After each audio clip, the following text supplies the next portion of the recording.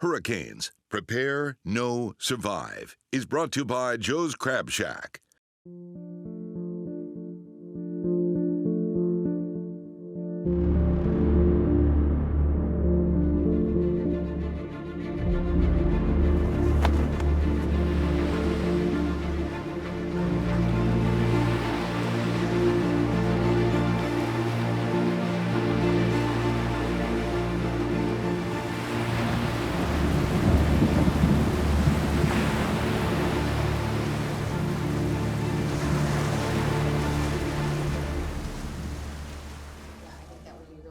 Good afternoon, team. Hi there. The thing about hurricane season is we know it's coming every year, but every year is completely different, so we can never really know exactly what to expect.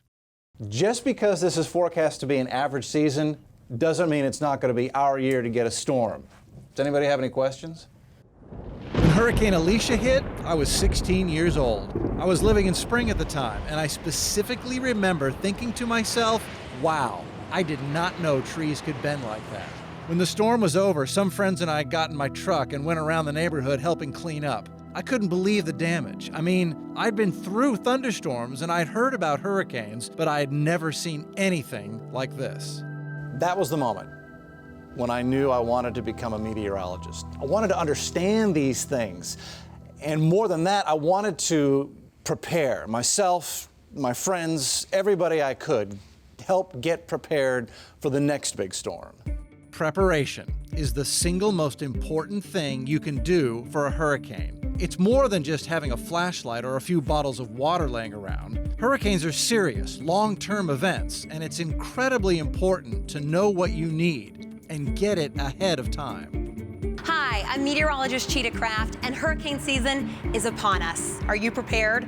Well, to get you prepared, we call on Captain Lozano to help us out. Absolutely, Cheetah. The first thing you need to have a kit ready. An emergency preparedness kit is going to be your best friend during a hurricane. Is there a one-stop shop where we can go and just get all of this already built in? Well, we got ours at the Red Cross store. You can go online. They cost you no more than about $50, and it comes pretty much well stocked, but you do got to customize it. Okay, tell us what you mean. Well, let's say you wear glasses. Make sure you have a spare, because the last thing you want is to lose your glasses in the middle of a hurricane. Of course. The other thing that you might need to think about is your medication. Right. If you have certain prescriptions, certain needs, make sure that you include that in your emergency kit. So how much water does each person need per day? The Houston Fire Department recommends 1 gallon of water per person per day and have at least a 7-day supply. Batteries are needed, of course, for the flashlight. How many batteries would you suggest? A set of batteries probably lasts you 2 days because you're going to be using them a lot more during a hurricane. So have at least 4 sets for a week. And we can't forget our phone chargers, right? Absolutely. Everybody knows that you need your charger. But if you have power, it's great to have your wall charger. But if we lose power, buy a car charger for your phone so you can use your car as a backup. Okay, and let's talk about cell signal. If a cell tower goes down, you need a backup. So we always recommend that you have a weather radio for a backup to your cell phone. That's a good point.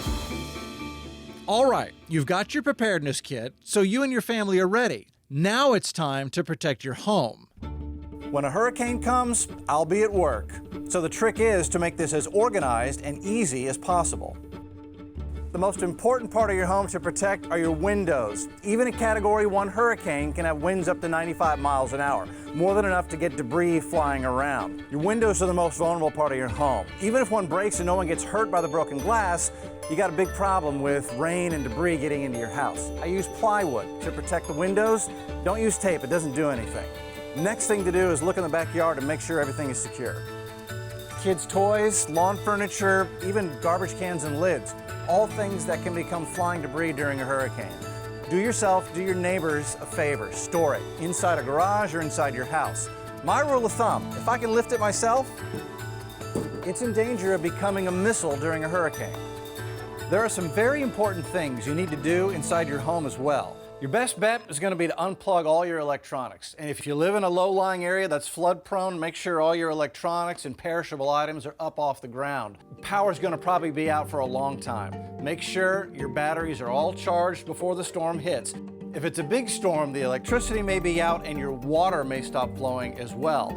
That's why it's a great idea to fill up things like bathtubs, even your washing machine, all the way up before the storm hits. Now, you're not going to drink this water, but this water will be used for very important things like flushing your toilet. And even if your water does keep flowing, make sure it's safe to drink. A lot of times during these big hurricanes, water supplies can get contaminated. So you may be thinking about getting a generator. It can definitely make things much more comfortable after a storm, but they can also be dangerous. If you're going to use one, make sure it's outside, at least 15 feet away from any window, so the toxic exhaust fumes don't get in and cause a problem. Don't try to plug too many things into it at once. It can become a fire hazard. And remember, these things run on gasoline, same stuff that powers your car, which brings us to your car. If a big hurricane hits, chances are there won't be any gasoline for a while. We saw this after Hurricane Alicia, we saw it after Hurricane Ike. Lines of people desperately trying to get the gasoline they needed because their tanks were empty. This may sound weird, but it's a great idea to keep your gas tank 3/4 full during hurricane season. That way, you already have the gas you need sitting in your tank. Just because your gas tank is full doesn't mean you should plan to leave if a hurricane is heading our way. Just ask anyone who lived here in 2005. Hurricane Rita, a massive Category 5 hurricane, came barreling into the Gulf of Mexico hot on the heels of Hurricane Katrina. Only this time, Houston was in the crosshairs. Millions tried to evacuate, overloading the roadways and causing gridlock along every evacuation route. People died sitting in their cars, trying to escape from a hurricane that would wind up missing the Houston area altogether. It was a tough, tragic lesson that we should never forget. That is not to say that some people shouldn't evacuate. We update the plan each year, work with the city of Houston, and it's all done by zip code. It depends on the size and strength of the storm that's approaching as to who gets called to move, but it's usually the coastal areas like Galveston Island, Bolivar Peninsula, west side of Galveston Bay. Some inland areas may also be asked to evacuate, areas that we know are low-lying and are susceptible to flood. Bottom line though, if your zip code is not called, we ask you at least at first to stay put so that folks on the coast in the most danger can have clear roads to get to safety. During Hurricane Ike, more Houstonians listened to the evacuation calls. Danger areas were mostly empty when the storm hit, and the roadways were able to handle the evacuating traffic. This saved lives. It's surprising sometimes how quickly these storms can form, especially in the Gulf of Mexico. But the good news is we can usually see them coming and give you advanced warning. But I cannot stress this enough. You have got to be prepared. If you are new to the area or you've never been through a hurricane before, make sure you are prepared this year. And if you've grown up here all your life and you've been through these things before, then you know what to expect. Make sure your hurricane kit is complete. Make sure your family is ready. Make sure your home is prepared. Don't get caught panic buying supplies at the last second. What you need, most likely, will not be left on the shelf for you. The more you prepare, the more we all prepare, the better off we're going to be. When we come back, the storm is here. What you need to know and how that knowledge can help you keep your family safe.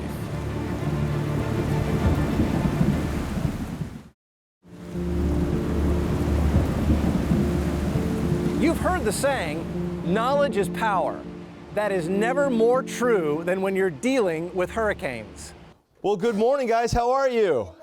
Good. Well, my name is Brooks Garner. I'm a meteorologist at KHOU 11 News, and today we're going to talk about hurricanes for safety. So as a meteorologist, I've had the opportunity to have a very unique insight into the very core of Earth's most powerful storms. I got a chance in 2012 to fly into Hurricane Sandy with the National Oceanic and Atmospheric Administration aboard their P-3 Hurricane Hunter. Let me tell you, that was a wild ride. One of the requirements for being a meteorologist is taking a course entirely on hurricanes. That, combined with my firsthand experience, helps me understand what makes these incredible storms tick. So I looked Hurricane Sandy in the eye, and that experience has made me a better meteorologist with tropical weather forecasting. So I'm going to take that experience and help apply it so when a big storm threatens, people are better prepared. Storm surge. It's a word you'll hear a lot when we're talking about hurricanes. It's the first thing you need to know about because it can show up in hours, even days before the storm. Now you might be thinking, I live in Houston, I see flooding all the time. Well, you're right, but storm surge is a completely different animal. Hurricane Ike, for example. had a storm surge of 16 to 20 feet. And when compared to the Galveston Island seawall, that's more than enough to overtop. Now, if I could track just 20 miles farther west, which is such a tiny amount in the scale of a hurricane, Galveston could have been flooded and destroyed, just like the Bolivar Peninsula was back in '08. All right, Dr. Frank joins us, and we're looking at your slide collection before and after, after the storm surge hit Ike. Now look at this. There was 115 homes that I counted in this picture before the storm. Now let's look and see what afterwards. It's just incredible. Gone, right? Gone. It's unbelievable. And Doc, this shows what happened in Gilchrist. There were 500 homes in Gilchrist before the storm. Only 2 survived that were livable. This home stands out like a sore thumb, being able to survive that type of a storm surge. And he had built this after Rita in 2005, and he built it higher and safer. So this is right after the storm's come through. It's still taking a hit here. Absolutely. It's still completely surrounded. This tells the story in one picture why, when these hurricanes are coming for the coast, you've got to take these evacuation orders seriously or you risk your life. And I would say that, David, even in a weaker storm, you know, even a 1 or 2, don't risk it because the storm might strengthen before making landfall. You know, that's what happened in 1983 with Alicia.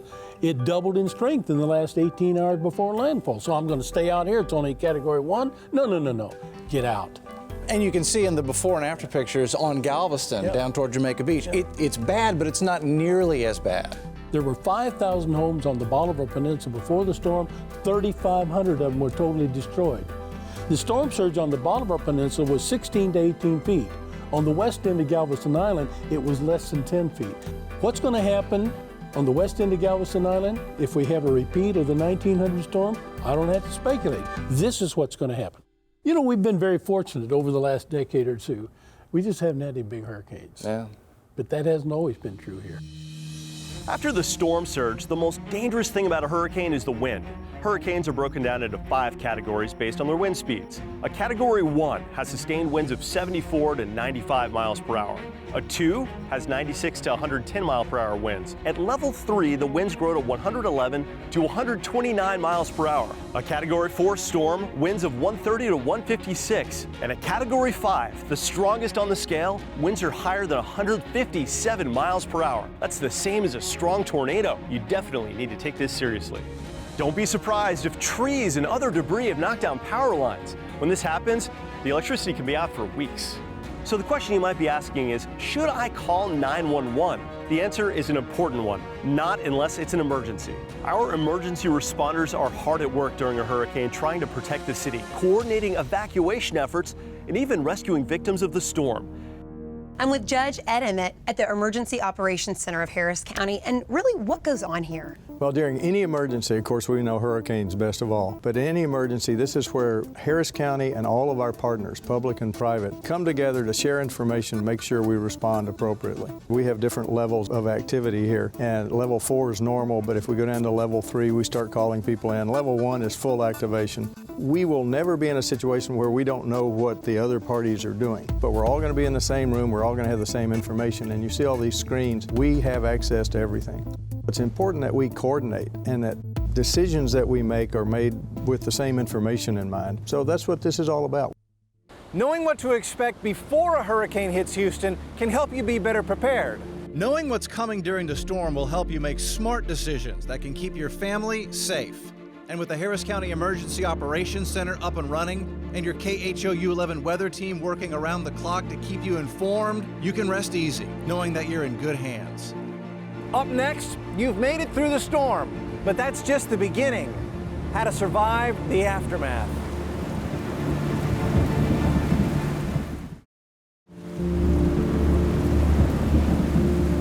No power, no water.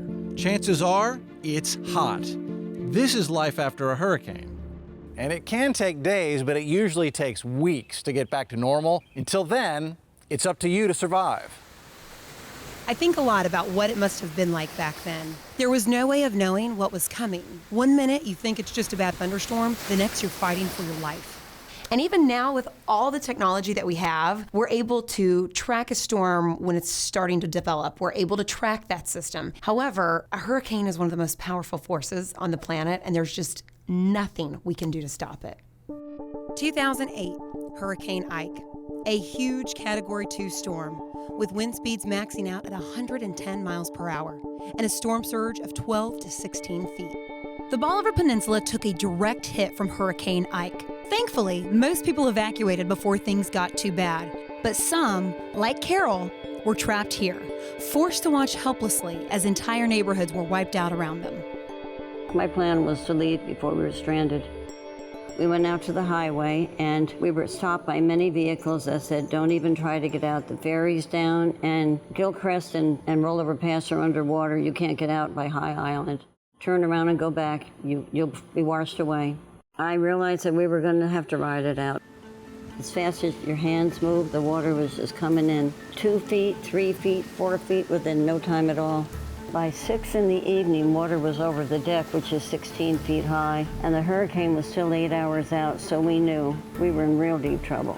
I cannot explain how ferocious it was with the waves. So water would gush in with fury and hit the ceiling, which would blow anybody away. I just got on the floor and held on to whatever we could not to get washed out. It sounded like a train right over top of the house.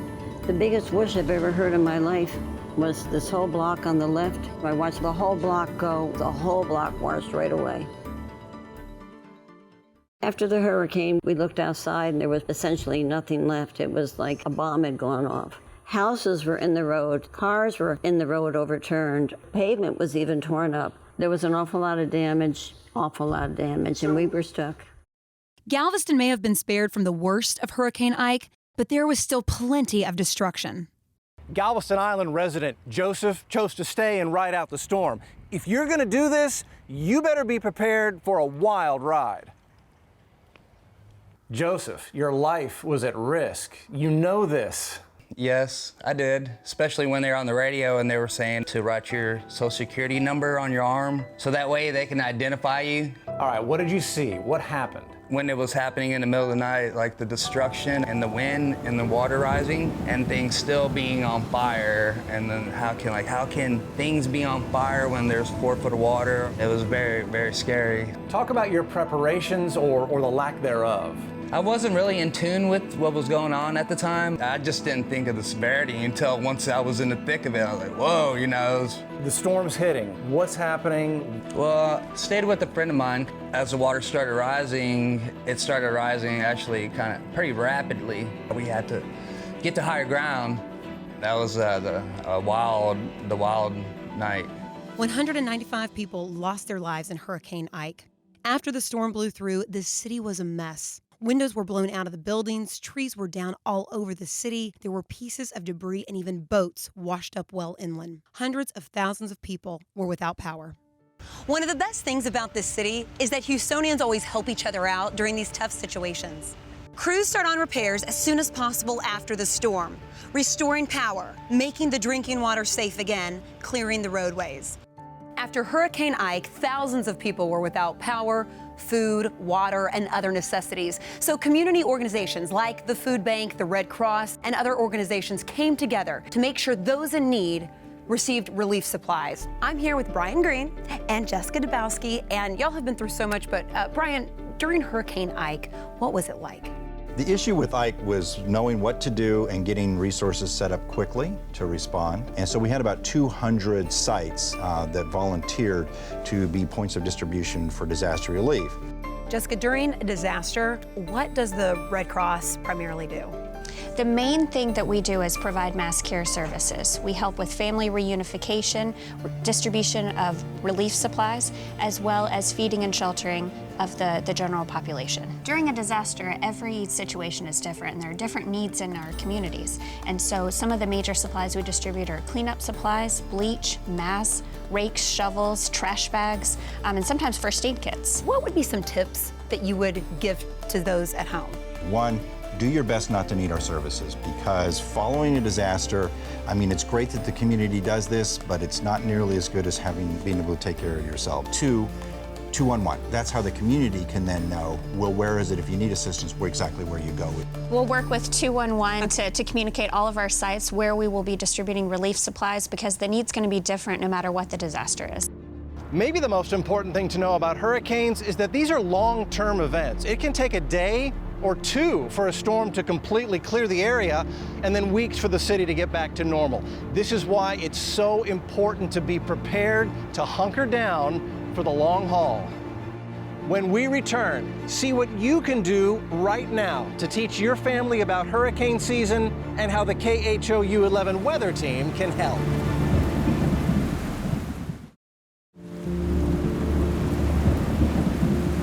KHOU 11 has a long history of leading the way when it comes to forecasting and tracking hurricanes. There is the eye of the hurricane right there. Today, we continue that legacy with a commitment to making sure you're never caught off guard. See this? It's the KHOU 11 Hurricane Preparedness Guide. And yes, it's made of paper. But consider the fact that you probably won't have internet access during or after a hurricane. The guide is full of important information on how and where to get help if you need it. It's also a great teaching tool. You can use it to show your children how to track hurricanes and why that's important. You can also go to Hurricane Central on KHOU.com. It's a website that the entire KHOU 11 team personally keeps up to date, so when the big storm strikes, you know where to be. And of course, you can always find us here on the KHOU 11 app. With the KHOU 11 app, you can track storms along with us and receive warnings in real time, even if your power's out. During hurricane season, we're here 24/7, and we're always keeping an eye on the tropics. Our hurricane forecast models can see storms developing days, sometimes weeks ahead of time, and make predictions about their path. That helps you prepare. With the KHOU 11 Weather Tracker, we can take you literally inside the storm to show you how much rain is falling and where it's headed next. That helps you know. And joined by the rest of the KHOU 11 news team, we can provide information about shelters and where to find help after the storm. That helps you survive. See, to us, forecasting hurricanes isn't just a job, it's personal. We want to make sure every one of you has the information you need to stay safe and protect your loved ones and belongings. So remember, during hurricane season or whenever severe weather strikes, KHOU stands for Houston. Thanks for watching Hurricanes. Prepare, Know, Survive. Brought to you by Joe's Crab Shack.